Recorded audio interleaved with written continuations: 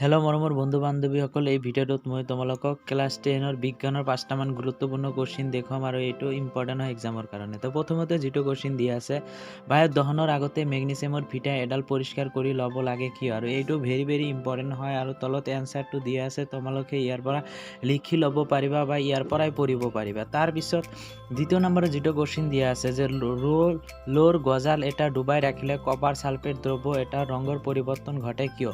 আৰু এইটো very important question হয়, এক্সাম্পল সহ দিয়া আছে, তোমালোকে ইয়াৰ পৰা পঢ়িব পাৰিবা। তাৰপিছত যিটো কোশ্চিন দিয়া আছে, সন্তুলিত ৰাসায়নিক সমীকৰণ কি? ৰাসায়নিক সমীকৰণসমূহ কিয় সন্তুলিত কৰিব লাগে? এইটো ভেৰি ইম্পৰ্টেণ্ট কোশ্চিন হয়, তোমালোকে ইয়াৰ পৰা এনচাৰটো লিখি ল'ব পাৰিবা বা ইয়াৰ পৰাই পঢ়িব পাৰিবা। তাৰপিছত যিটো কোশ্চিন দিয়া আছে, শোষণক এটা তাপবৰ্জী বিক্ৰিয়া বুলি কিয় বিবেচনা কৰা হয়, ব্যাখ্যা কৰা হয়। এইটো ভেৰি ইম্পৰ্টেণ্ট কোশ্চিন হয় আৰু এইটো সকলো সময়ত পৰীক্ষাত আহিয়ে থাকে, তো তোমালোকে ইয়াৰ পৰা এনচাৰটো লিখি ল'ব পাৰিবা। তাৰপিছত যিটো কোশ্চিন দিয়া আছে, তাপবৰ্জী আৰু তাপগ্ৰাহী বিক্ৰিয়া বুলিলে কি বুজা আৰু উদাহৰণ দিয়া।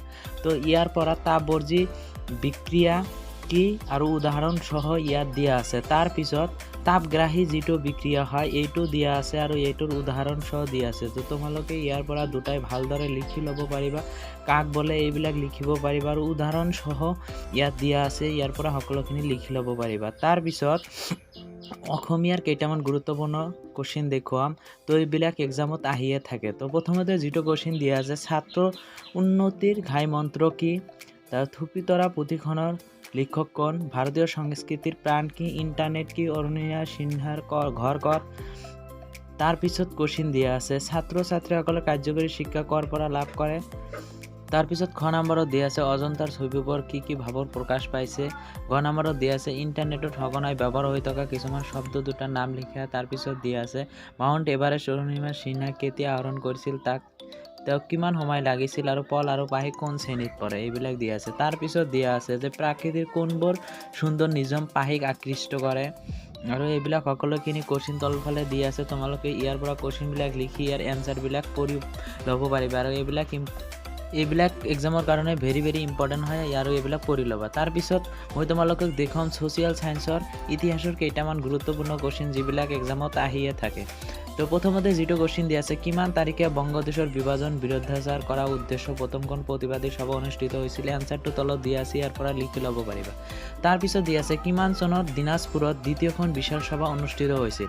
এইটো এনচাৰটো তলত ভালকৈ দিয়া আছে, তোমালোকে ইয়াৰ পৰা বহীত লিখি লৈ ভালকৈ পঢ়িব পাৰিবা আৰু এইটো ইম্পৰ্টেণ্ট কোশ্চিন হয়।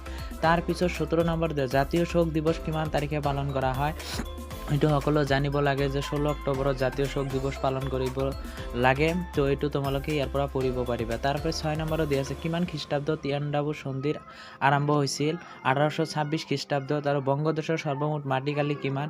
এই দুটা কোশ্চিন ভেৰি ইম্পৰ্টেণ্ট হয় আৰু এক্সামত আহিয়ে থাকে, তো তোমালোকে ইয়াৰ পৰা লিখি ল'ব পাৰিবা। তাৰপিছত দিয়া আছে, বংগপ্ৰদেশৰ মুঠ জনসংখ্যা কিমান?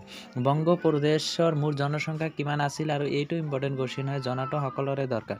তাৰপিছত যিটো কোশ্চিন দিয়া আছে, পশ্চিমবংগ, বিহাৰ, উৰিষ্যা আৰু ছোটানাগপুৰ বংগপ্ৰদেশখনৰ জনসংখ্যা কিমান? সকলোখিনি তলত দিয়া আছে, তোমালোকে ইয়াৰ পৰা লিখি লৈ পঢ়িব পাৰিবা।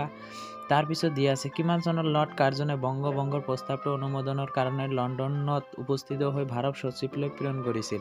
তো এইটো ইম্পৰ্টেণ্ট কোশ্চিন হয় আৰু এইটো চনটো দিয়া আছে লৰ্ড কাৰ্জনৰ, তো তোমালোকে ইয়াৰ পৰা লিখি ল'ব পাৰিবা। তাৰপিছত দিয়া আছে, লৰ্ড কাৰ্জনে ঘোষণা কৰা বংগভংগৰ 4দফীয়া আঁচনিখন কি? আৰু এইটো ভেৰি ইম্পৰ্টেণ্ট হয়, এইটো এক্সামত সকলো টাইমত আহিয়ে থাকে, তো তোমালোকে ইয়াৰ পৰা এনচাৰটি লিখি ল'ব পাৰিবা। তাৰপিছত দিয়া আছে, ৰবাৰ্ট ক্লাইভৰ মাজত সম্পূৰ্ণ হোৱা এলাহাবাদৰ সন্ধিৰ কিমান চনত হৈছিল? এইটো ইম্পৰ্টেণ্ট কোশ্চিন হয়, 1765 চনত হৈছিল ৰবাৰ্ট ক্লাইভৰ মাজত হোৱা সন্ধি। তাৰপিছত দিয়া আছে, অসম নামৰ প্ৰদেশখন কিমান চনত গঠন কৰা হৈছিল? অসম নামৰ প্ৰদেশখন 1874 খ্ৰীষ্টাব্দ 7 ফেব্ৰুৱাৰী তাৰিখে গঠন কৰা হৈছিল, এইটোৰ এনচাৰ হয়। তাৰপিছত দিয়া আছে, পূব বংগ আৰু অসম নামৰ প্ৰদেশখনৰ জনসংখ্যা কিমান? পূব বংগ আৰু অসম নামৰ প্ৰদেশখনৰ জনসংখ্যা আছিল 3,10,00,000, এইটো ইয়াৰ এনচাৰ হয়। তো ভিডিঅ'টো তোমালোকৰ নিশ্চয় ভাল লাগিছে, তো আৰু ভিডিঅ'টো অলপো যদি ভাল লাগি থাকে তেনেহ'লে চেনেলটো লাইক, কমেণ্ট, শ্বেয়াৰ আৰু প্লিজ ছাবস্ক্ৰাইব কৰিব।